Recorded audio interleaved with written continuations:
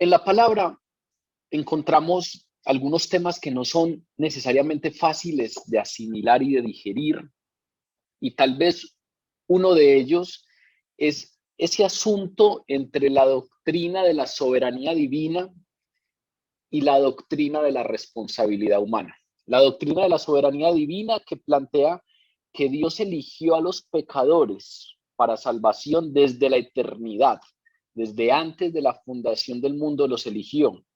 Y la doctrina de la responsabilidad humana que habla acerca de que los pecadores son responsables de su respuesta al evangelio. Esas dos posturas que parecen a veces apartadas o que no pudieran coexistir, pues resulta que las escrituras las enseñan claramente. Ambas están contenidas en las escrituras y esas dos juegan un papel importante en este pasaje. Se van a dar cuenta que en esta oración de Jesús, Jesús pone de manifiesto eso que para nosotros es un poco tenso, esa relación que para nosotros es algo tensa entre la soberanía divina y la responsabilidad humana en términos de salvación. La Biblia, por ejemplo, enseña claramente que el Padre escogió en Jesucristo a los creyentes antes de la fundación del mundo. Enseña que Dios a los creyentes los salvó y los llamó con llamamiento santo, no conforme a las obras, sino conforme al propósito suyo y a la gracia que les fue dada en Cristo Jesús antes de los tiempos de los siglos. Si leemos, por ejemplo, la segunda carta a Timoteo, encontraremos cosas como esas. Los creyentes han sido llamados desde la eternidad, han sido elegidos, llamados con llamamientos santos, no por sus propios méritos, sino por la gracia de Dios. Si leemos la carta, por ejemplo, de Pablo a los Romanos, encontraremos esto de manera fuerte. El mensaje de que el mérito de la salvación se debe completamente a la elección misericordiosa de Dios, que fue posible mediante la muerte de Jesucristo en sacrificio. Algunas palabras que hemos estudiado en este evangelio, algunos textos nos llevan hacia allá. Por ejemplo, cuando Jesús por ahí en el capítulo 6 dice, ninguno puede venir a mí si el Padre que me envió no lo trajere. Es como si estuviera diciendo, este es un asunto que va mucho más allá de sus fuerzas. Ninguno puede venir si no es el Padre el que lo trae. Y en algunos textos como ese, estoy refiriéndome al capítulo 6 de Juan, versículo 44, algunos textos como eso resaltan esa completa incapacidad del creyente para llegar a la fe salvadora. Si Dios no inicia la obra de salvación en su corazón. En muchos otros pasajes encontramos esa misma idea de que la salvación nunca es el resultado de la moralidad. La salvación nunca es el resultado de la sabiduría humana. Nunca es el resultado de la fuerza de voluntad humana, sino que es el resultado de los propósitos misericordiosos de Dios. Y tal vez uno de los textos que más nos da a entender esto es Romanos 9:16, cuando Pablo, explicándole a los romanos la salvación, les dice tajantemente, no depende del que quiere, no depende del que corre, sino de Dios que tiene misericordia. Desde esa orilla entonces se vienen unas ideas fuertes acerca de la soberanía de Dios en cuanto a la salvación, pero al mismo tiempo la Biblia contiene numerosos ruegos a los no creyentes para que crean en el Señor. Encontramos diferentes exclamaciones directas en donde se les hace a los no creyentes la solicitud, el ruego, el llamamiento para que crean. Encontramos, por ejemplo, el llamamiento al evangelio o el llamamiento que se hace directamente al evangelio. Cuando en el evangelio encontramos expresiones como cree en el Señor Jesús y serás salvo tú y tu casa, en Hechos de los Apóstoles. Ahí encontramos una invitación abierta en donde en donde vemos de una manera un poco más clara esa otra doctrina de la responsabilidad humana, en donde encontramos que el ofrecimiento es igual para cualquier persona. Cuando en Romanos también Pablo dice, si confiesas con tu boca que Jesús es el Señor y crees en tu corazón que Dios le levantó de los muertos, serás salvo. En la misma carta, en donde Pablo dice, no depende del que corre ni del que quiere, sino de Dios que tiene misericordia, un capítulo después está diciendo, si confiesas con tu boca que Jesús es Señor y lo crees en tu corazón, crees que le levantó de entre los muertos, serás salvo. Vemos entonces que en la palabra están contenidas esas dos doctrinas, esas doctrinas que a veces cuando las vemos de lejos creemos que no pueden coexistir, allí están. Ambas son doctrinas bíblicas que algunos pasajes como el que vamos a estudiar hoy nos permiten imbricarlas y entenderlas de una manera más clara. Hay algunos pasajes que nos ponen a pensar un poco en eso. Por ejemplo, cuando en Mateo 22 Jesús dice, muchos son los llamados, es decir, la oferta del Evangelio es para todos y todos los que la escuchen y no respondan a ella son responsables por no haber respondido adecuadamente al Evangelio.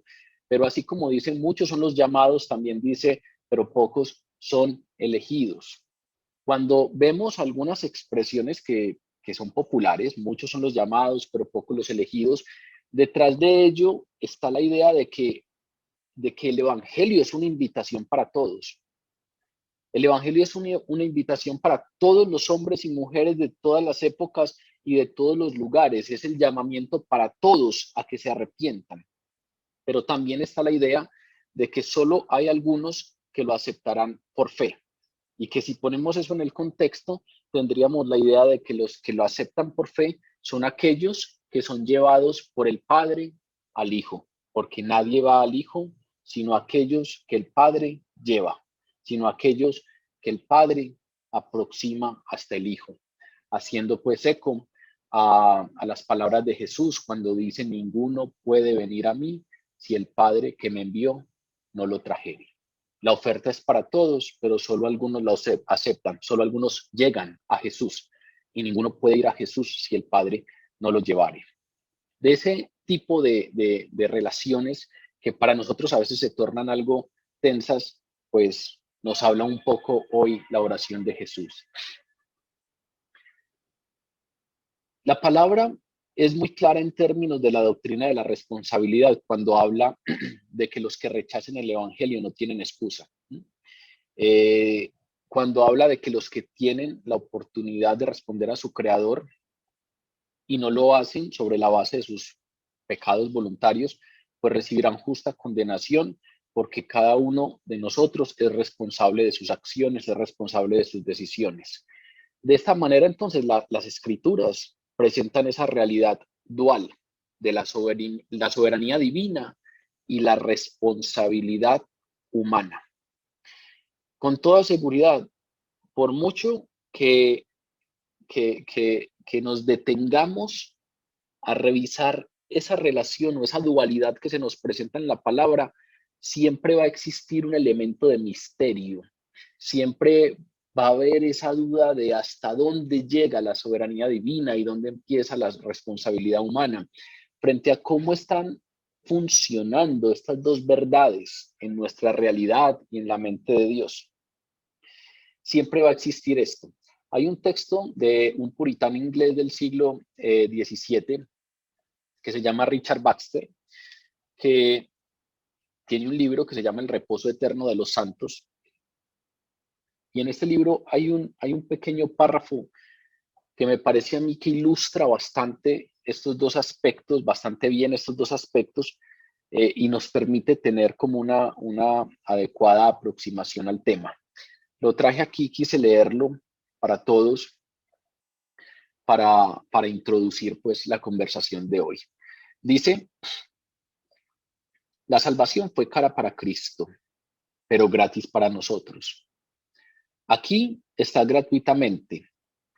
Si el Padre dio gratuitamente a su Hijo y el Hijo pagó gratuitamente la deuda Y si Dios acepta gratuitamente esa forma de pago, cuando habría podido pedirla al deudor principal, si el Padre y el Hijo nos ofrecen gratuitamente la vida comprada bajo nuestra aceptación cordial, si ellos gratuitamente envían al Espíritu Santo para permitirnos aceptar, entonces, ¿qué hay aquí que no sea gratuito? La admiración eterna que deberíamos sentir cuando pensamos en esa gratuidad. La admiración eterna que debe sorprender a los santos cuando piensan en esa gratuidad. Qué idea asombrosa será pensar en el cielo, en la diferencia inconmensurable entre nuestros merecimientos y lo que recibimos, entre el estado en el cual deberíamos estar y el estado en el que estamos. Mirar el infierno abajo y notar la gran diferencia entre ese lugar y el lugar donde fuimos adoptados. Qué punzadas de amor nos causará en los adentros pensar: allá era el lugar al que el pecado me habría llevado, pero aquí es el lugar donde Cristo me ha traído. Allá la muerte era el pago por mi pecado, pero la vida eterna es el regalo de Dios por medio de mi Señor Jesucristo. Pero no gracias a nosotros, ni a nuestros deberes, ni a nuestras labores, mucho menos a nuestra negligencia o a nuestra pereza. Sabemos a quién se le debe dar alabanza y quién debe recibirla por siempre. Entonces, en la puerta del infierno deberá aparecer un escrito que diga merecido, pero en la puerta del cielo y de la vida debe haber un mensaje en el que aparezca regalo gratuito.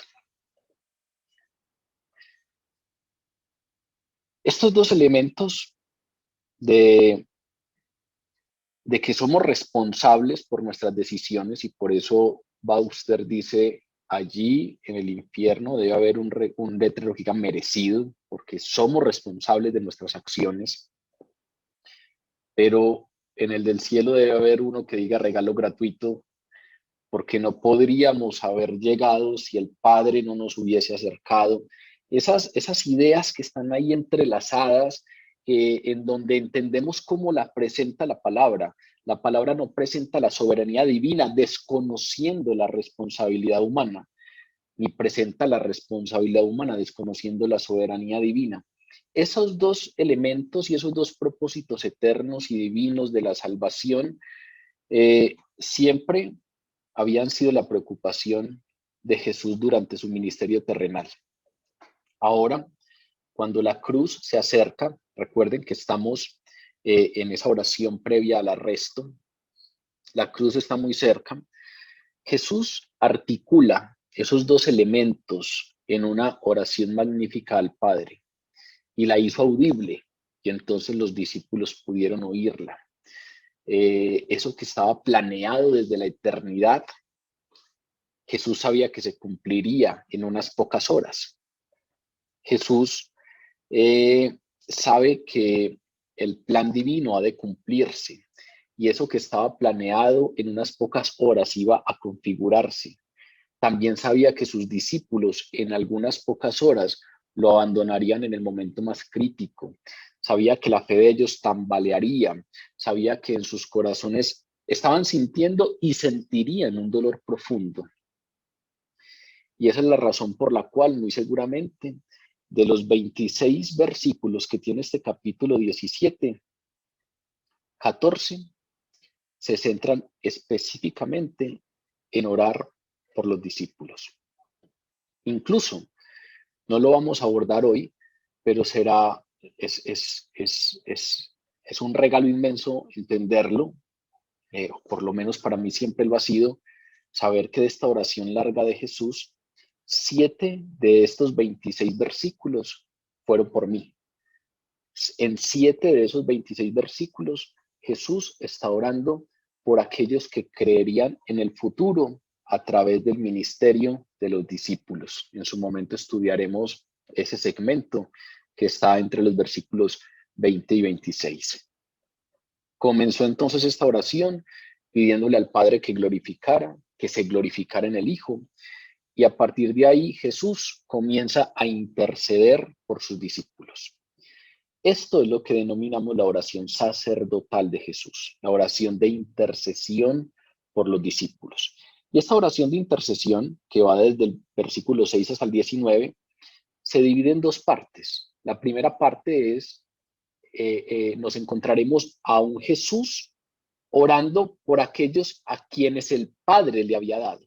Y eso es lo más importante, por eso es tan importante esta introducción que hacemos, porque cuando Jesús intercede por sus discípulos, los llama directamente, estos fueron los que tú me diste, los que tú trajiste, los que tú acercaste, los que tú habías elegido desde la eternidad. En estos primeros versículos, ora por aquellos a quienes el Padre le ha dado. Y luego ora por unas peticiones específicas por ellos, a la luz de su partida inminente, que son de los versículos 11 al 19, que lo veremos la próxima semana. Ese primer encabezado de Jesús orando por aquellos que el Padre le ha dado es precisamente pues el tema que abordaremos hoy. Muy seguramente ya estamos familiarizados con el contexto de los discípulos. Darse cuenta que Cristo partiría los asustó y los paralizó. Y Jesús, entendiendo ese temor, pasó gran parte de esa última noche con ellos. Desde el capítulo 14 estamos estudiando esta última noche. Hubo un gran discurso de despedida en donde Jesús los consoló, les dijo que aunque ya no estuviera con ellos, no los iba a dejar, no estarían solos, les aseguró que continuaría amándolos, les aseguró que continuaría proveyendo para sus necesidades. Y ahora, después de esas promesas, viene al Padre y ora para que el Padre confirme esas promesas. Pero lo más interesante de esta oración que vamos a revisar hoy es que queda muy claro que la confianza de Jesús no estaba en la resolución de los 11 discípulos, no estaba en su coraje, no estaba en su inteligencia, no estaba en las capacidades que él veía ahí. Entonces Jesús confiaba y descansaba porque los 11 eran ejemplares. No estoy diciendo que no lo fueran, pero en esta oración encontramos a un Jesús que tiene puesta su confianza no en la resolución de los 11 discípulos, ya no cuento a Judas, sino en la voluntad y el poder del Padre. Jesús viene y va a hacer una petición específica por esos discípulos. Sabe que el hecho de que ellos sigan firmes depende de Dios. Y entonces viene y va a hacer una petición específica por ellos. Esa petición es la que está entre los versículos 11 y 19. Y antes de hacer esa petición, el Señor da una explicación del por qué tiene la plena confianza de que el Padre honraría sus peticiones. Estos versículos que vemos hoy, que estudiaremos hoy, todavía no hablan de la petición, sino que son como una explicación que nos permite entender por qué Jesús tenía plena confianza en que el Padre honraría esta petición que él viene a presentarle. Leamos entonces el texto de hoy para que comencemos a conversarlo. Juan, capítulo 17, versículos del 6 al 10. He manifestado tu nombre a los hombres que del mundo me diste. Tuyos eran y me los diste y han guardado tu palabra. Ahora han conocido que todas las cosas que me has dado proceden de ti, porque las palabras que me diste les he dado.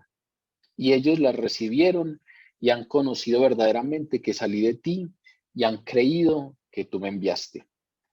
Yo ruego por ellos, no ruego por el mundo, sino por los que me diste, porque tuyos son. Y todo lo mío es tuyo y lo tuyo mío, y he sido glorificado en ellos.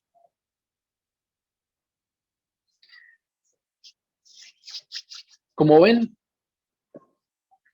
En estos versículos, en estos 5 versículos que leímos, aflora por todas partes ese asunto de que el Padre eligió a algunos y se los acercó a Jesús.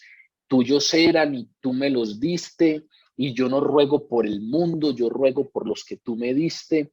Hay unos asuntos ahí que nos permiten precisamente entrar a revisar cómo Jesús nos enseña acerca de ese asunto de la salvación y acerca de esa imbricación entre la soberanía divina y la responsabilidad humana. Precisamente, el versículo 6 es una declaración importante de esa transición entre la oración de Cristo por su propia gloria y la oración por los discípulos. Y en esa transición hay una interacción entre esos dos elementos, entre el lado humano y el lado divino de la salvación. He manifestado tu nombre a los hombres que del mundo me diste. Tuyos eran y me los diste y han guardado tu palabra. Como que uno lee la primera parte de ese versículo y pareciera que toda la obra es de Dios. Toda la obra es de Dios. He manifestado tu nombre a los hombres que del mundo tú me diste, tuyos eran y me los diste. Pero al final pone de relieve la responsabilidad y han guardado tu palabra. Ahí está la interacción entre el lado humano y el lado divino de la salvación. Después, Jesús amplía estos temas. Aquí en el versículo 6 da la introducción y en los versículos que siguen, que vamos a estudiar a continuación, amplía cada uno de esos temas. Por un lado, establecería la respuesta de fe de los discípulos. ¿Sí? Ahora cuando lleguemos al versículo 7 y 8, nos damos cuenta que ahí Jesús está hablando de esa respuesta por parte de los discípulos, que habla de la responsabilidad de ellos. Pero luego cuando lleguemos a los últimos 2 versículos, el 9 y el 10, nos habla de la elección divina, la elección soberana de Dios. Entonces, por todas partes está esa tensión entre esos dos elementos que Jesús introduce en este primer versículo, en el 6. Este versículo casi que nos proporciona una tesis sobre los versículos que siguen. Aquí está el compendio, el resumen de los versículos que siguen. Y aquí él está presentando unas razones claras de por qué sabía que el Padre aseguraría esas promesas previas que Jesús les hizo a los discípulos y respondería las peticiones que más adelante, a partir del versículo 11, él haría. Comienza definiendo a aquellos por quienes está orando como a aquellos a los que él les había manifestado el nombre del Padre. He manifestado tu nombre a los hombres que del mundo me diste. Aquellos por los que está orando es aquellos a los que les ha manifestado el nombre del Padre.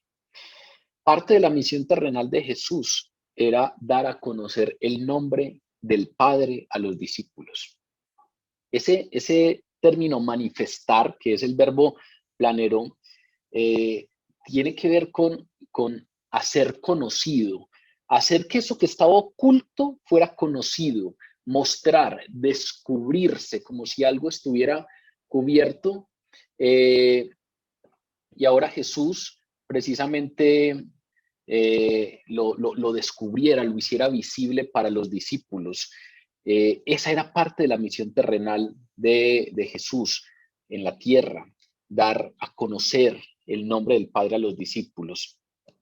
Pero lo más interesante de este verbo planero es que no solamente quiere decir dar a conocer o descubrir o mostrar, sino que el tiempo verbal en el que está en este versículo denota que ya fue cumplido. He manifestado, en el griego también aparece en un pasado cumplido totalmente. Entonces es como si Jesús estuviera diciendo: parte de mi ministerio terrenal era dar a conocer tu nombre a los que tú me diste, y ya lo he hecho. Hoy oro por aquellos a los que les he mostrado tu nombre, a los que les he revelado tu nombre, a los que les he descubierto tu nombre. ¿Qué es ese tema de descubrir el nombre de Dios? El nombre de Dios aquí no solamente tiene que ver con el título, En la palabra, cuando se habla del nombre de Dios, esto abarca todo lo que Él es, su carácter, su naturaleza, sus atributos. Cuando, por ejemplo, en los Salmos encontramos a David diciendo, yo confío en tu nombre, los demás confían en los ejércitos, yo confío en tu nombre, está diciendo, yo confío en ti, yo confío en tu fidelidad, yo confío en tu poder, yo confío en tu amor por mí. Cuando se habla del nombre del Padre, se habla de todo su ser, de su carácter, de su naturaleza y de sus atributos. Y precisamente la naturaleza suprema del nombre de Dios es Jesús. Jesús, porque es Dios en carne humana y está revelado completamente el carácter, la naturaleza, los atributos divinos, el nombre de Dios. Hay una revelación tan perfecta del nombre de Dios en Jesús, una revelación tan perfecta de la naturaleza divina, del carácter de Dios, que Jesús en el Evangelio hizo declaraciones impactantes como el que me ha visto a mí ha visto al Padre. Lo acabamos de estudiar hace poco, Juan 14:9. El que me ha visto a mí ha visto al Padre, porque es la manifestación clara de Dios, es la manifestación perfecta de la naturaleza, del carácter, de los atributos del Padre. Resulta que el nombre de Dios era tan sagrado para los judíos que se negaban a pronunciarlo. Los judíos, nunca pronunciaban el nombre de Dios. Y entonces, en su lugar, tomaban las consonantes del tetragramatón. El tetragramatón es que cuando Dios Padre, cuando Dios se le manifiesta a Moisés en la zarza ardiendo y le dice que vaya a Egipto a liberar al pueblo, y Moisés le dice, si me preguntan quién me envió, ¿qué les voy a decir? Dios se revela con un nombre. Ese nombre tiene unas consonantes, ese nombre que traducimos al castellano como yo soy, tiene unas consonantes, Y, H, W, H, el tetragramatón. Resulta que los judíos nunca pronunciaban el nombre de Dios, sino que en su lugar tomaron las consonantes de ese tetragramatón y le añadieron unas vocales, las vocales de la palabra Adonai, que significa Señor. Y entonces cuando estaban leyendo el texto hebreo del Antiguo Testamento, cogiendo la combinación de las consonantes del tetragramatón y las vocales de la palabra Adonai, pronunciaban la palabra resultante de ello. La palabra resultante es precisamente Yahvé o en transliteraciones, en algunas traducciones de la Biblia ha sido transformada en Jehová, que quiere decir lo mismo. En la iglesia a veces nos excluimos porque algunos dicen Yahvé, otros dicen Jehová. Esta Biblia no se puede leer porque dice Jehová en vez de Yahvé. Es exactamente lo mismo.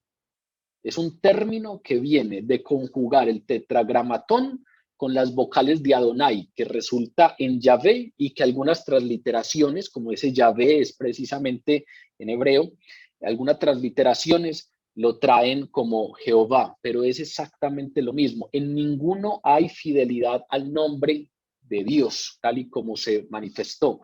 Ellos por respeto no pronunciaban ese nombre, entonces conjugaban vocales con vocales de Adonai, con esas consonantes del tetragramatón. Incluso eso lo ponían cuando leían el texto hebreo para ellos, pero cuando debían pronunciar en voz audible el nombre de Dios, algunos simplemente decían Adonai, que quiere decir Señor, y por eso en muchas traducciones de la Biblia ustedes van a encontrar que dice el Señor y no se le pone ningún nombre. E incluso muchos judíos, cuando estaban leyendo el texto judío del Antiguo Testamento y encontraban el nombre de Dios, ellos simplemente guardaban silencio. Y cuando la audiencia los veía unos 3, 4 segundos de silencio, sabía que ahí iba el nombre de Dios. Sin embargo, Jesús no solamente pronunciaba el nombre de Dios, no solamente manifestaba el nombre de Dios, lo pronunciaba claramente, y lo que era más escandaloso para los judíos es que lo tomaba para sí. Entonces, aquí en Juan estudiamos, o hemos venido estudiando en algunos segmentos, los yo soy de Jesús, yo soy la puerta, yo soy el camino, la verdad y la vida, yo soy la vid y ustedes los pámpanos, yo soy el pan de vida. Esos yo soy a veces no logramos captar en castellano ese mensaje, pero lo que Jesús está haciendo ahí es tomar para sí el nombre del Padre, el nombre que Dios reveló a Moisés. Dile a los israelitas que yo soy, te envió. Fue la respuesta de Dios cuando Moisés le preguntó: si me dicen quién te envió, ¿qué les voy a decir? Diles que yo soy, te he enviado. Jesús no solamente manifiesta el nombre de Dios, no solamente lo pronuncia, sino que lo toma para sí. Eso es escandaloso para los judíos.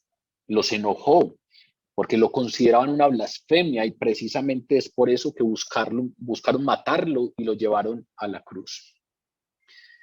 Jesús precisamente dio a conocer, descubrió a Dios, dio a conocer el nombre de Dios, a Dios en su naturaleza, carácter y atributos, de una manera distinta como lo conocían los judíos. A través de su muerte y resurrección, Jesús abrió el camino para una relación personal y amorosa con Dios. Los judíos no podían acercarse al lugar de intimidad, no podían acercarse al lugar santísimo. Pero en el momento en el que Jesús muere, el velo del templo se rasga y abre, descubre, muestra el lugar santísimo, y entonces Jesús no solamente manifiesta el nombre de Dios a los discípulos y a nosotros por extensión, sino que abre el camino para entender a ese Dios de una manera distinta. Abre el camino para una comunión personal y amorosa. Cuando dice: yo soy el camino y la verdad y la vida, y nadie viene al Padre sino por mí, ahí nos está diciendo: yo soy el único que puedo descubrirles quién es Dios. Yo soy el único que puedo mostrarles el carácter, la naturaleza, los atributos del Padre, porque yo soy Dios, yo soy precisamente la perfecta manifestación del nombre de Dios. Lo primero que hace Jesús en esta oración es eso: identificar a los discípulos con aquellos que conocen a Dios de una manera diferente, que conocen a Dios a través de Cristo, conocen al Padre a través de Cristo. Y entonces lo primero a lo que se refiere Jesús acerca de sus discípulos es: aquellos a los que he manifestado tu nombre. He manifestado tu nombre a los hombres que del mundo me diste. Aquellos que me diste son quienes: a los que les he manifestado tu nombre, los que te conocen a través de mí, los que conocen de ti algo que era desconocido, que yo lo he revelado. Luego, después de decir esto, completa la idea diciendo: aquellos que del mundo me diste, aquellos que el Padre le dio. La segunda idea, cuando va a referirse a los discípulos, es aquellos que el Padre le dio. Y esa oración es importante. En esta oración es muy importante algo que venimos desarrollando desde hace 8 días, y es que los creyentes son un regalo del Padre al Hijo. Que los creyentes han sido elegidos por el Padre y llevados al Hijo para que le glorifiquen. Recuerden lo que estudiamos hace 8 días. Levantando los ojos al cielo dijo: Padre, la hora ha llegado, glorifica a tu Hijo para que tu Hijo te glorifique a ti. Como le has dado potestad sobre toda carne, para que dé vida eterna a todos los que le diste. Desde el versículo 2 de esta oración ya habíamos empezado a desarrollar esa idea. La potestad que se le dio a Jesucristo es dar vida eterna a todos los que el Padre le había dado. A partir de ahí empezamos a desarrollar esa idea de los creyentes como un regalo del Padre al Hijo. A partir de ahí les preguntaba yo hace 8 días si alguna vez ustedes se habían pensado desde esa perspectiva. Yo como creyente soy un regalo del Padre al Hijo. Aquellos que me diste, aquellos que del mundo me diste. Hoy Jesús vuelve a esa idea. La segunda idea sobre los discípulos por los que está orando es aquellos hombres que del mundo me diste. Los creyentes como regalo del Padre al Hijo. Del mundo me diste. Venimos también desde hace algunos versículos hablando de esa relación antitética entre el mundo y los de Dios. Yo no soy del mundo. Si el mundo los odia es porque ustedes no son del mundo, y cuando el mundo los aborrezca, sepan que me aborrecieron a mí primero. Si ustedes fueran del mundo, el mundo los amaría, pero como no son del mundo, los aborrecerá. Viene desde hace ya algunos versículos, precisamente desde el versículo 18 del capítulo 5, diciéndonos, hablándonos de esa tensión entre el mundo y los que son de Dios, los que son del mundo y los que son de Dios. Ahora dice, he manifestado tu nombre a los hombres que del mundo me diste. Y con el mundo, como lo hemos explicado anteriormente, se refiere a ese sistema compuesto por todos aquellos que se oponen a Dios.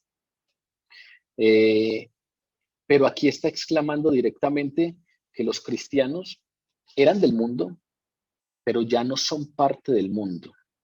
¿Por qué?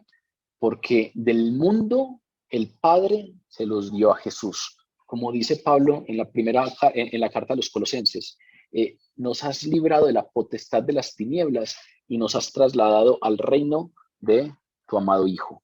Éramos de potestad de las tinieblas, pero nos has sacado de allí y nos has llevado al reino de Jesús.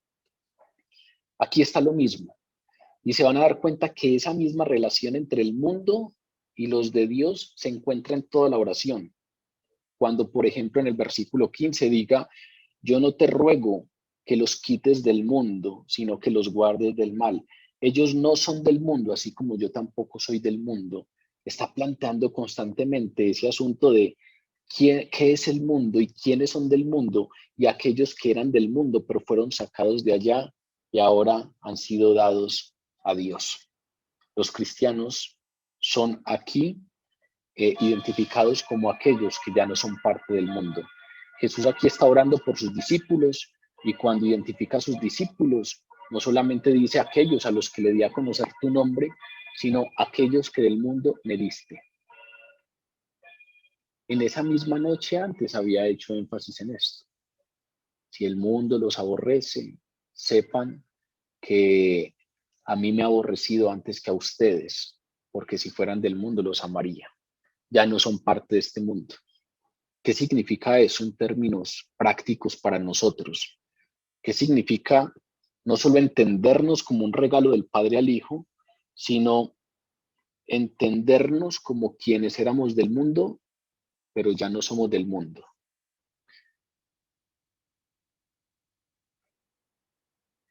¿Qué es eso en términos prácticos para nosotros? Cuando Pablo, por ejemplo, dice, no se conformen a este siglo, no se conformen al mundo. Cuando dice precisamente, tienen que cambiar su manera de pensar, no se conformen con este siglo, cambien su manera de pensar. ¿Qué significa esto? O cuando en Efesios capítulo 2, Pablo dice, ustedes ya no deben caminar como caminaron alguna vez. Ya no deben caminar de la misma forma en que caminaban cuando eran parte del mundo. Y cuando en la primera carta de Juan nos dice, ustedes han sido levantados y están llamados a vencer al mundo. ¿Qué significa vencer al mundo? Y cuando en la carta a Santiago, capítulo 1, nos dice, ustedes están llamados a mantenerse limpios sin las manchas del mundo. Y cuando en esa misma carta de Santiago, en el capítulo 4, nos dice, ustedes han sido llamados a evitar la amistad con el mundo. Eso pareciera que tiene mucho que ver con la identidad del cristiano, así como en algún momento dijimos, por lo que nos deberían reconocer es por amarnos a unos a los otros, porque Jesús es muy claro cuando dice, ámense los unos a los otros como yo los he amado y en esto los reconocerán. La gente debería reconocernos, es por ese amor que nos tenemos los unos a los otros, según lo que dice Jesús. Pues aquí también hay como otro filón de reflexión frente a esa identificación como cristianos, y es precisamente entendernos como algunos que éramos del mundo, pero ya no somos del mundo. Y entonces ya no debemos conformarnos con el mundo, ya no debemos caminar como se camina en el mundo, eh, ya no deberíamos tener las manchas que teníamos en el mundo, ya no deberíamos tener la amistad con el mundo en términos de ese coquetear con ese sistema mundo, como lo hacíamos antes. Ya no somos del mundo, ¿por qué? Porque tuyos eran y me lo diste, me los diste, dice Jesús. Si ustedes revisan en detalle esa expresión tiene una idea muy interesante y es que al parecer antes de que los discípulos llegaran a Jesús, cuando llegaron a Jesús, el Padre se los dio, pero antes de que llegaran a Jesús, eran del Padre. Tuyos eran y me los diste. Es una declaración donde Jesús afirma con fuerza que desde antes del instante de conversión, los discípulos pertenecían a Dios. No quiere decir que antes de la conversión no pertenecían al mundo. No, se comportaban como los del mundo, pero antes de que se fraguara la conversión, antes de que ellos llegaran y se encontraran directamente con Jesús, ya eran del Padre. Ya el Padre los tenía, los tenía como regalos para el Hijo. Es como si uno pensara esta expresión en la vida nuestra y cada uno pudiera irse en este momento al instante de su conversión, al instante en el que conoció a Jesús, el instante en el que se rindió y cayó de rodillas y le aceptó como Señor, eh, y leer antes de que llegara ese momento, eran tuyos. En ese momento llegamos a los pies de Jesús. Y es como si Jesús, en este caso, en extensión, pudiera estar diciendo de nosotros, antes de que me los dieras, eran tuyos y me los diste. Del mundo me los diste. Ahí, ese tipo de expresiones de Jesús, de expresiones en oración con el Padre, empiezan precisamente a dar a entender ese asunto de la soberanía divina. Es como cuando uno lee el capítulo 18 de Hechos de los Apóstoles, léanlo esta semana, y en el capítulo 18 de Hechos de los Apóstoles, Dios le dice a Pablo, cuando Pablo va a ir a Corinto, a la iglesia de Corinto, antes de ir, Dios le dice a Pablo que allí en Corinto él tiene mucho pueblo. Pablo todavía no había ido, Pablo todavía no había predicado el evangelio, todavía no había una iglesia de los corintios a los que después él escribió la carta. Apenas Pablo iba a ir. Y cuando uno lee ese capítulo 18, Dios le dice a Pablo que allí él tenía mucho pueblo. Es como si estuviera diciendo, antes de dárselos a Jesús, antes de que llegue ese momento de conversión, ya el Padre sabía que allí habían muchos que creerían. Allí tengo mucho pueblo. Además de reconocer que los discípulos eran un regalo de su Padre, Jesús describe a los discípulos de una manera extra. Les da una identidad extra y es con lo que termina este versículo 6. Y han guardado tu palabra. He manifestado tu nombre a los hombres que del mundo me diste. Tuyos eran y me los diste y han guardado tu palabra. Esa declaración hace énfasis en el elemento de la obediencia en la salvación. Ellos han guardado tu palabra. Pero si ustedes ven, si relacionamos eso con lo otro, no quiere decir que la obediencia es una obra meritoria que contribuye en algo para la salvación. Quiere decir, más bien, que la obediencia es el resultado inevitable de la fe salvadora auténtica. No hay ninguna fe auténtica que no venga acompañada de obediencia. Mejor dicho, es como decir que el hecho de que los discípulos hubiesen obedecido la palabra del Padre es otra forma de expresar que su fe era auténtica. Así como cuando Santiago dice, muéstreme su fe sin obras y yo le voy a mostrar mi fe con obras. No necesariamente está diciendo, es que yo soy salvo por las obras que hago, pero sí está diciendo, la obediencia, los frutos son una manifestación de la autenticidad de la fe. No hay fe que no traiga obediencia, así como cuando estudiamos la vid y los pámpanos. Jesús dice claramente que no hay nadie que se quede sin fruto. Todos los cristianos dan frutos y dependiendo del fruto es que les conoceréis. Por sus frutos les conoceréis. Todos los cristianos dan fruto, todos. Puede que haya algunos que lo hacen de una manera más visible, puede que haya algunos que lo hacen en posiciones más de mayor divulgación o de mayor reconocimiento. Otros lo harán en sus casas, intercediendo, y no hay espectadores, y entonces muy probablemente por eso no nos damos tanto cuenta, pero allí están sirviéndole a Dios y dando frutos dignos de la fe a la que han sido llamados. Aquí Jesús vuelve y repite lo mismo. Ellos han guardado tu palabra. Hay un elemento de responsabilidad claro, y ese elemento de responsabilidad es prueba de la fe auténtica. Sin ese elemento de responsabilidad no hay fe auténtica. El Nuevo Testamento imbrica, une inseparablemente la fe con la obediencia. Los discípulos estaban entre quienes guardaban la palabra que se les había revelado. ¿Recuerdan lo que hemos estudiado aquí en Juan? Capítulo 14. El que tiene mis mandamientos y los guarda, ese es el que me ama. El que tiene mis mandamientos y los guarda, obediencia. El Nuevo Testamento une inseparablemente la fe con la obediencia. El que cree en mí, el que me ama, ¿es quién? El que obedece. Los discípulos aquí estaban entre quienes habían guardado la palabra que él les había revelado. Habían respondido con fe auténtica a la verdad que recibieron. Responsabilidad. ¿Se está hablando de qué? De la respuesta de los discípulos a la verdad que recibieron. Responsabilidad por parte de ellos. Pero al mismo tiempo, la palabra reconoce que esto tiene todo que ver con esa condición de los discípulos de ser un regalo del Padre al Hijo.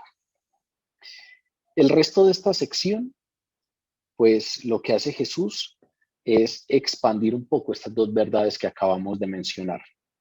Las verdades de que fueron dados por el Padre desde la soberanía divina y la verdad de la obediencia desde la responsabilidad humana. Empezando por el tema de la responsabilidad humana. Versículos 7 y 8. Ahora han conocido que todas las cosas que me has dado proceden de ti, porque las palabras que me diste les he dado, y ellos las recibieron, y han conocido verdaderamente que salí de ti, y han creído que tú me enviaste. Los discípulos habían estado durante muchos años con Jesús, durante varios años, 3 años, pero solo ahora empezaban a entender la misión que el Padre le había encomendado a Jesús, y eso que lo entendían con ciertas limitantes. Solo después de la resurrección captarían completamente las razones por las cuales Jesús murió. En este momento todavía no entendían el porqué de todo eso que iba a pasar. no tenían la comprensión total. Lo hemos hablado en diferentes momentos. No ha llegado el Espíritu Santo y ellos solo después de la venida del Espíritu Santo tienen una plena comprensión de lo que pasó. Solo cuando llega el Espíritu Santo, Pedro se levanta y habla con total autoridad y afirma que la muerte de Jesús fue predeterminada por el Padre en ese primer sermón. Ellos todavía no entienden todo eso, pero es interesante que no lo entiendan, porque aquí Jesús en estos dos versículos que acabamos de leer está afirmando que, que ellos han creído todas las palabras que Él les dijo, que las recibieron, que han conocido que verdaderamente Él salió del Padre y que han creído que el Padre lo envió.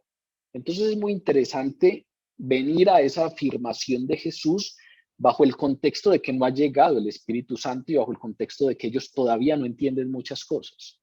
¿Qué quiere decir eso? A pesar de no comprender todo, creían que Jesús era quien decía ser.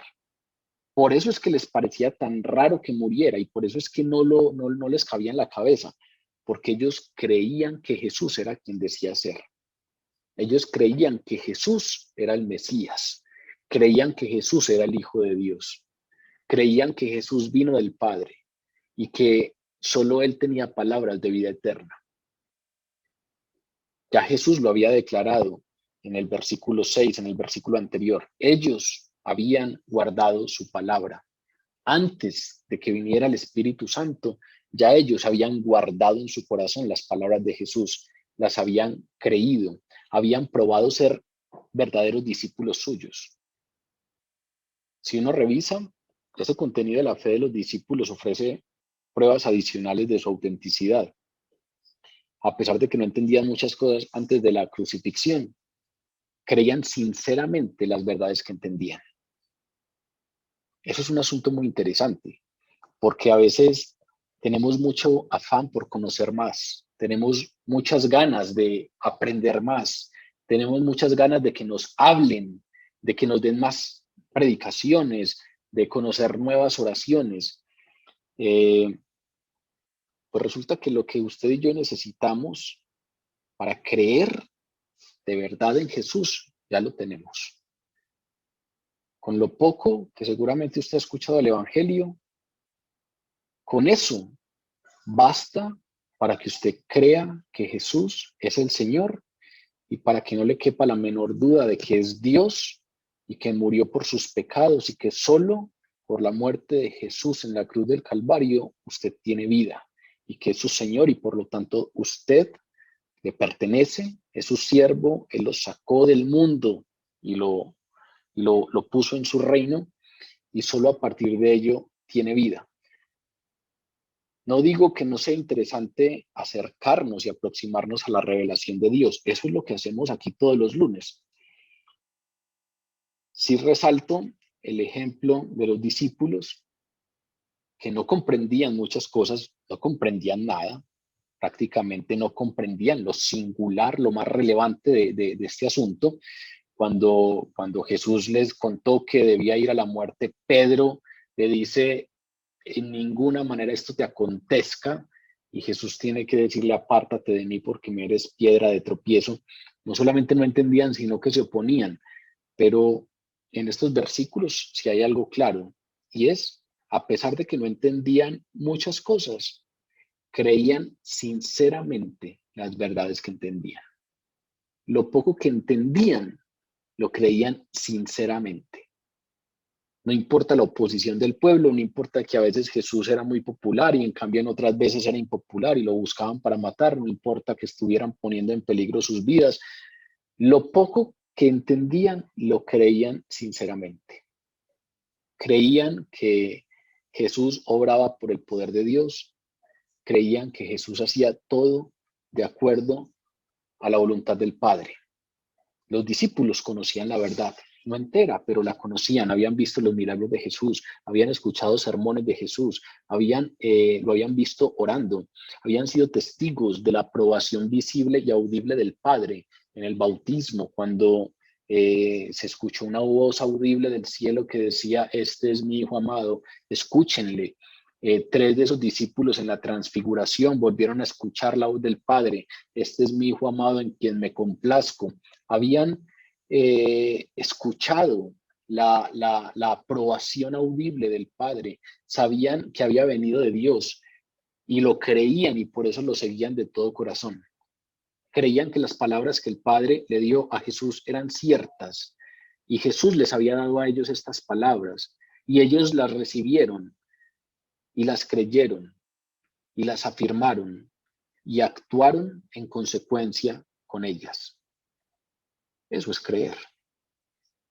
No tenían que comprender todo. Habían muchas cosas que no comprendían, pero las verdades que entendían las guardaban en su corazón, las creían, y esas verdades los llevaban a actuar en consecuencia con ellas. Claro, después de Pentecostés entenderían muchas más cosas, pero también la prueba de su fe se demostraría de maneras impresionantes. Persecuciones intensas, la mayoría de ellos fueron martirizados. Sin embargo, nunca abandonaron lo que consideraban cierto. Se les había revelado una verdad y se mantuvieron firmes a esa verdad y actuaron consecuentemente con esa verdad, coherentemente con esa verdad.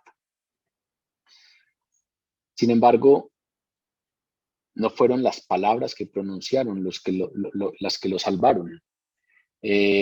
No era el martirio. Los que murieron martirizados no fueron salvos por su martirio. Los que fueron perseguidos no fueron salvos por sus persecuciones. Pero eso, el guardar la verdad y obedecerla y actuar en consecuencia, era evidencia cierta de la fe salvadora que había en sus corazones. Fueron salvos por el sacrificio de Jesús, pero todo esto que hicieron era evidencia de que su fe era auténtica, evidencia cierta de que había una fe salvadora viva en cada uno de ellos. Si ustedes ven esto que acabo de mencionar, están los dos elementos. Por una parte está esa perseverancia de los discípulos que requiere esfuerzo diligente de los creyentes. Nadie, si ustedes revisan esto de lo que estamos hablando, si revisan la vida de los discípulos, nadie podría afirmar que el hecho de decir que Dios es soberano, que la salvación tiene un ingrediente de soberanía divina, eso hace que se excluya de responsabilidad a los discípulos. Por el contrario, si revisamos la vida de los discípulos del primer siglo, para que fueran perseverantes en la fe, para que guardaran la palabra que les fue dado, pues ellos tuvieron que esforzarse, tuvieron que ser diligentes, tuvieron que orar, tuvieron que clamarle al Señor, como Pablo cuando por el aguijón en la carne le clamó 3 veces a Dios, pasar por todo lo que fuera necesario, porque fueron responsables. Eso está por un lado, pero por otra está la obra que Dios realiza en los creyentes. Esa otra parte, que es la obra que Dios realiza en los creyentes, es de la que Jesús habla en los 2 versículos siguientes. Versículos 9 y 10. Yo ruego por ellos, no ruego por el mundo, sino por los que me diste, porque tuyos son. Y todo lo mío es tuyo, y lo tuyo mío, y he sido glorificado en ellos. Los discípulos mostraban evidencia de lo que Jesús siempre había dado por cierto en ellos, de lo que Jesús ya había hablado y afirmado acerca de ellos.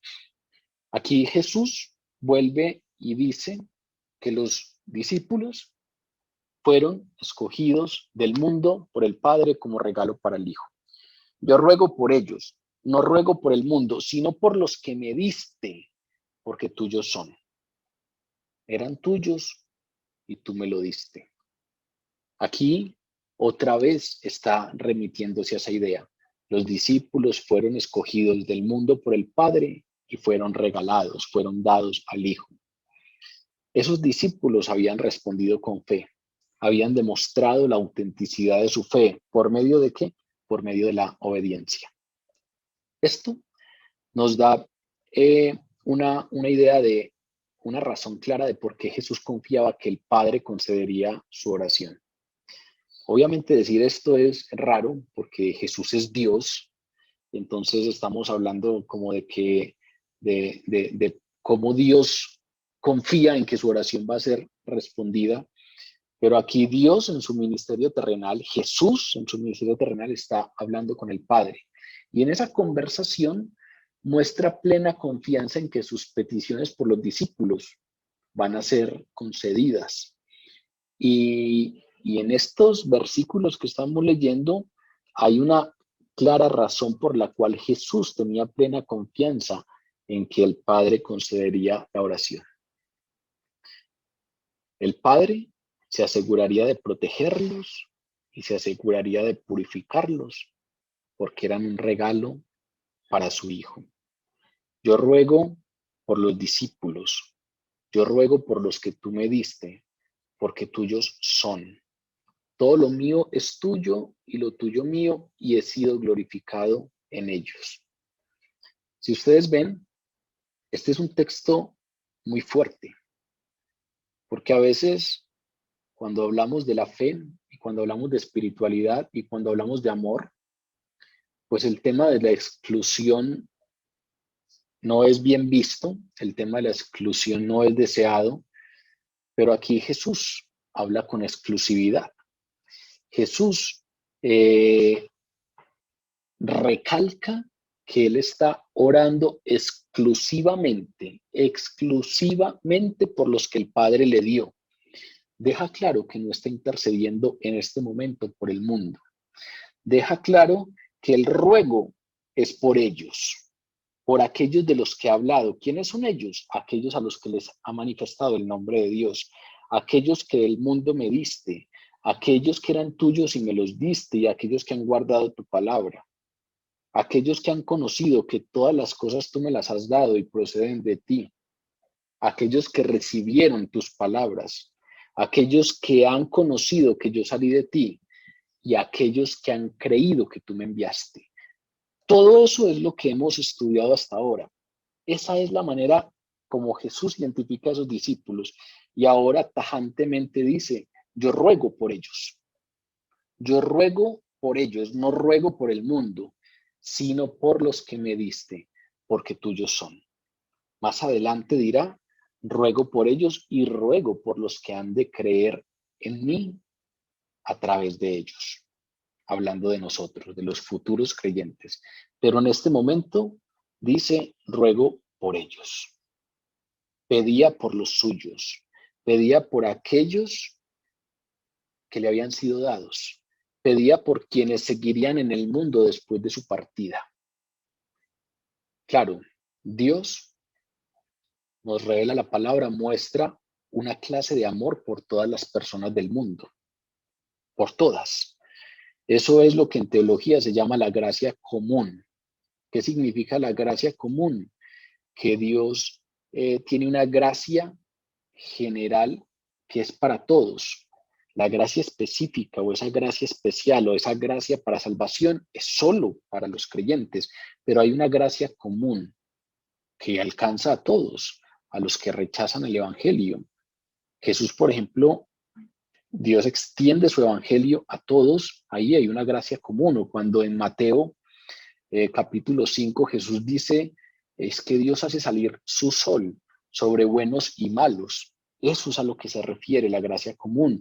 O cuando dice, Él hace llover sobre justos e injustos, ahí hay gracia común. Es decir, hay un amor muy particular de Dios por todas sus criaturas.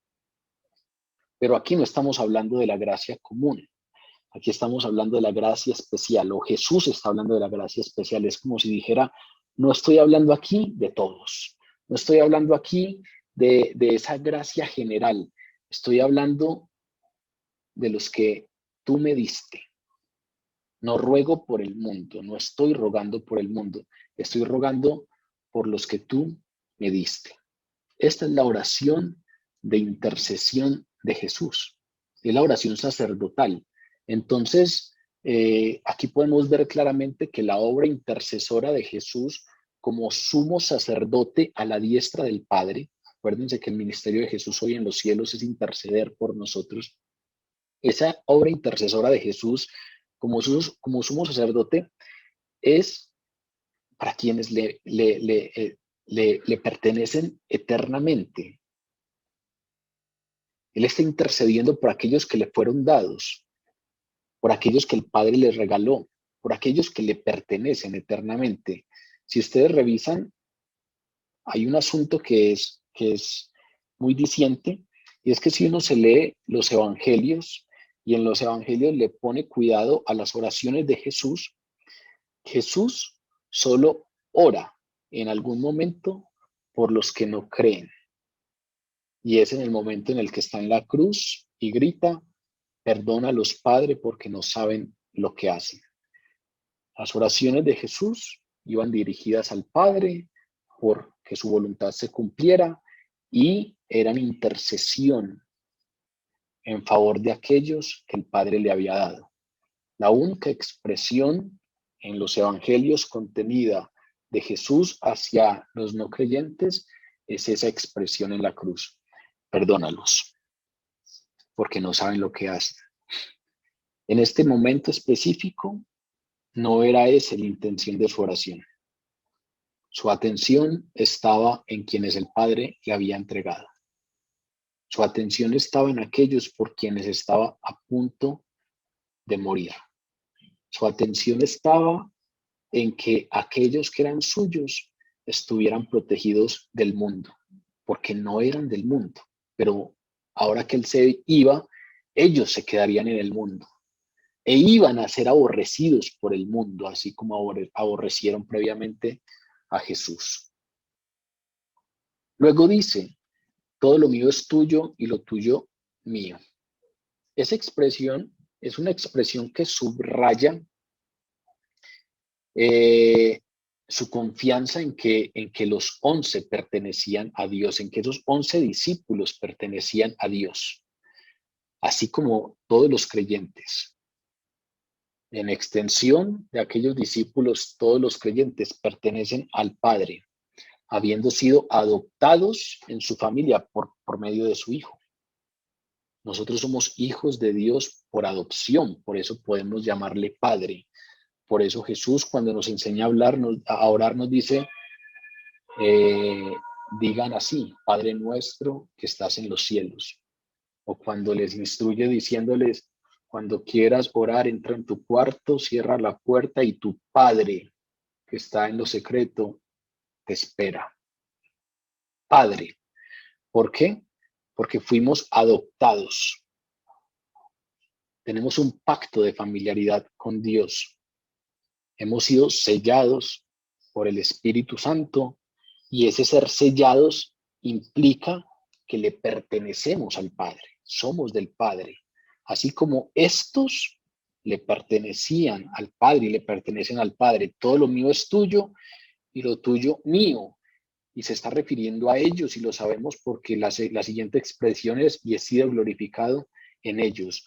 Yo no ruego por el mundo, sino por los que me diste, porque tuyos son. Y todo lo tuyo es mío y lo mío es tuyo.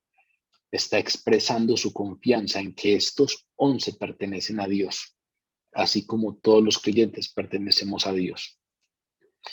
Todo lo tuyo es mío y lo mío tuyo.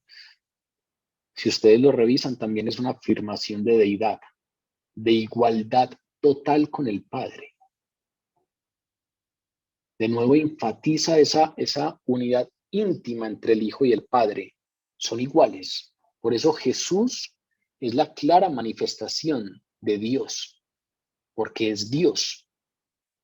A veces lo relacionamos con el Mesías, a veces lo relacionamos con el Salvador, pero tenemos al Padre como en otra esfera, y cuando leemos el Antiguo Testamento sentimos que ese es Dios Padre, pero que Jesús después entra en escena por allá cuando nace de una virgen.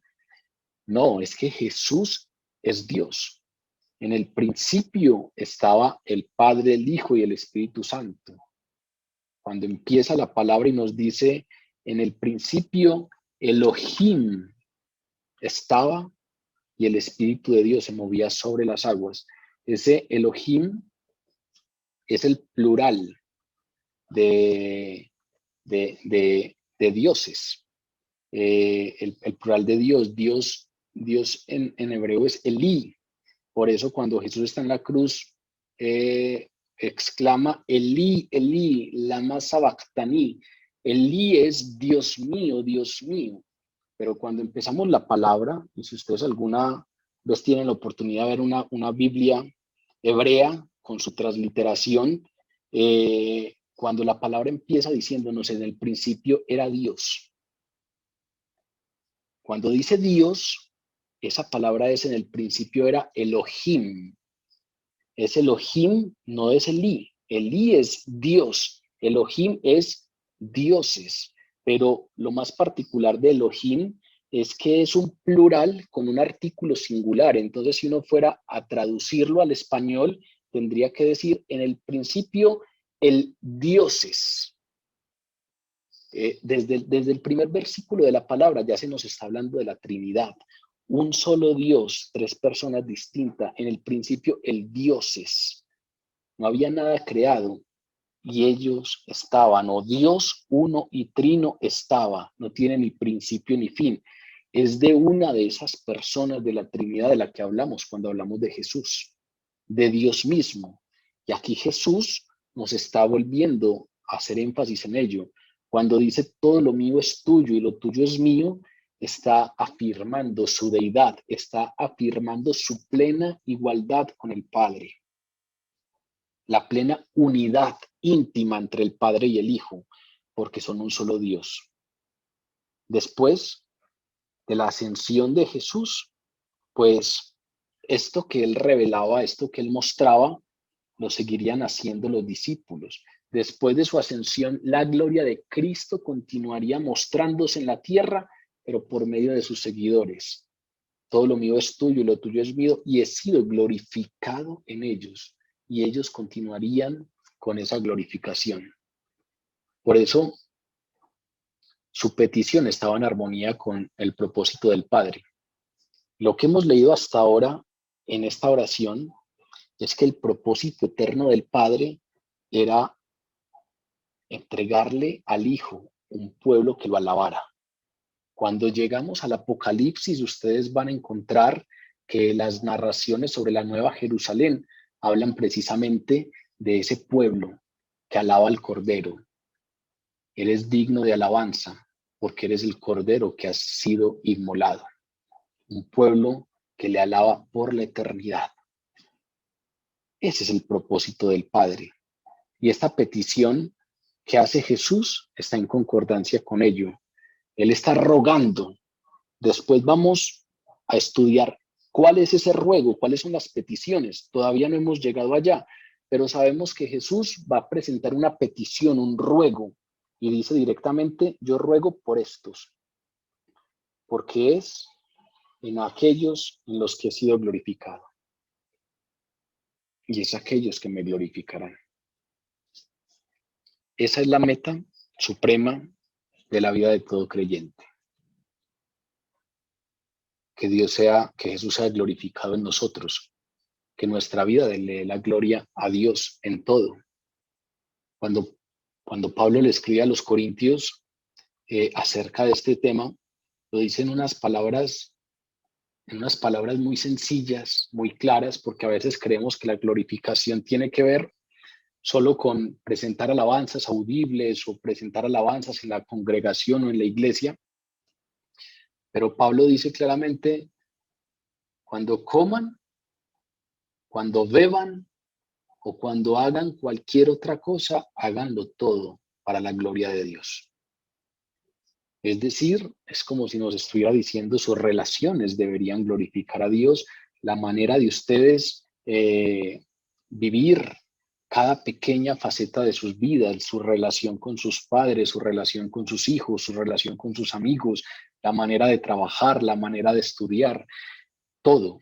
Cuando coman, cuando beban y cuando hagan cualquier otra cosa, háganlo para la gloria de Dios. Es el fin último de la vida del cristiano. Es por ellos que Jesús está orando en este momento. No por el mundo, sino por los que me diste. De lo que estamos hablando entonces hoy es de ese asunto que pasó para que los discípulos y los demás creyentes pudieran cambiar, transformarse, de ser del mundo, de ser amantes del mundo, a glorificadores de Dios en todo. Comenzamos hablando precisamente de que eran del mundo y terminamos esta primera parte de la oración con que ellos son los que glorifican al Hijo, glorifican a Jesús, y que ese es el propósito de la vida cristiana. De lo que estamos hablando entonces es de eso, que pasa para que aquellos que eran del mundo ahora cambien o se transformen en glorificadores de Dios. Ese es el milagro de la salvación, el milagro de la gracia de Dios en la salvación. Es sobre ese punto que confluyen estas dos vertientes de las que hemos hablado hoy. Claro, la regeneración, la conversión ocurre en un momento particular, pero lo que venimos estudiando en esta oración, Jesús liga ese asunto con un milagro que ha sido planeado desde la eternidad y con implicaciones interminables en la vida futura. La conversión tiene un punto claro, un momento específico, pero Jesús aquí lo liga con un milagro que ha sido planeado desde antes de la fundación del mundo, desde antes de los tiempos, y que tiene implicaciones en la vida eterna futura. Ese asunto, entender que ese milagro de que los que éramos del mundo ahora seamos cambiados a glorificadores de Dios, entender que eso que ocurrió en un punto específico ha sido planeado desde la eternidad, es el lado divino de la salvación. Es el lado de la soberanía divina. El lado humano, que también está contenido en la palabra, es la perseverancia en la fe, es la obediencia, por la cual los discípulos muestran pertenecer verdaderamente a Dios. Ahora, cuando uno habla de este tema, a veces la gente queda con una pequeña duda. Y entonces, ¿yo cómo sé si soy de los que el Padre acercó al Hijo? ¿Yo cómo sé si soy de los que el Padre le regaló al Hijo? Pues la palabra también da ciertas claridades al respecto. Los creyentes de todos los tiempos pueden tener la seguridad de que son verdaderamente salvos. Pueden tener la seguridad de que el Padre los ha llevado al Hijo. Objetivamente, esa certeza de la salvación viene de una promesa bíblica, según la cual quien acepte sinceramente a Jesucristo como Señor y Salvador será salvo. Si usted cree en Jesucristo de manera sincera, si usted cree que Jesús es Dios, que murió por nuestros pecados y que hoy, por su sacrificio en la cruz, su justicia lo alcanza a usted, y por lo tanto usted puede ser presentado justo delante de Dios, no por su propia justicia, sino por la justicia de Jesús que lo alcanzó. Si usted cree en Jesús, si usted cree en eso, pues hay una certeza de salvación objetiva, y es que la palabra le dice: si usted cree sinceramente en Jesús, será salvo. No se preocupe por más. Cuando revisamos este asunto de la salvación divina, del lado divino de la salvación, pues eso tiene que llevarnos al agradecimiento, como el texto que decía, que leímos de Baxler, que de todo esto no ha sido gratuito. El pleno agradecimiento por encontrarnos precisamente con que es Dios el que se hizo el encontradizo en nuestras vidas y el que nos llevó. Ahora, subjetivamente esa confianza se deriva de permanecer en la fe y continuar en la obediencia, continuar en el camino de Dios, sin importar lo vivido. Hay un desliz, claro, lo va a haber, pero volvemos a los pies del Señor arrepentidos y nos levantamos perseverantes. En algún momento tuve una conversación con alguien hace muchos años, muchos años, con la persona que Dios puso ahí para instruirme durante la mayoría de años en que llevo de conocerle a Dios. Y es delante de quien llevo casi todas las preguntas que me asaltan cuando leo la palabra, cuando escucho algunas predicaciones. Y recuerdo que ese día llegué delante de esa persona y le dije, ¿cómo puedo tener la certeza de que el Espíritu Santo habita en mí? Y recuerdo que su respuesta fue muy tajante, porque me dijo, la mayoría queremos tener respuestas ya, pero la verdadera evidencia del habitar del Espíritu Santo en nosotros se da en el tiempo, porque la evidencia de la presencia del Espíritu Santo es la permanencia. Solamente el que realmente tiene el Espíritu Santo permanece, independiente de lo que pase, independiente de las circunstancias. Ahí es de donde hablábamos de la perseverancia de los discípulos, de la responsabilidad de los discípulos de guardar la palabra. Subjetivamente también hay cierta certeza allí. Nuestra confianza en la salvación se deriva de permanecer en la fe y continuar en obediencia. Tenemos entonces dos certezas claras. Una objetiva, la palabra nos dice, crea en el Señor Jesús y será salvo. Créale y será salvo. Y otra subjetiva, si usted permanece, sepa que esa permanencia le da plena certeza de que usted ha sido llevado por el Padre delante de Dios. ¿Por qué es importante esto? Porque a veces nos comparamos con los demás. Y entonces hay algunos que tienen procesos distintos. Y hay algunos que viven a Dios de maneras distintas. Y hay algunos en donde hay manifestaciones de Dios de maneras distintas. Pero resulta que la palabra no dice los que tienen el Espíritu Santo o los verdaderos creyentes son en los que pase esto o son los que sean capaces de esto. Habla precisamente de guardar la palabra y habla de la permanencia.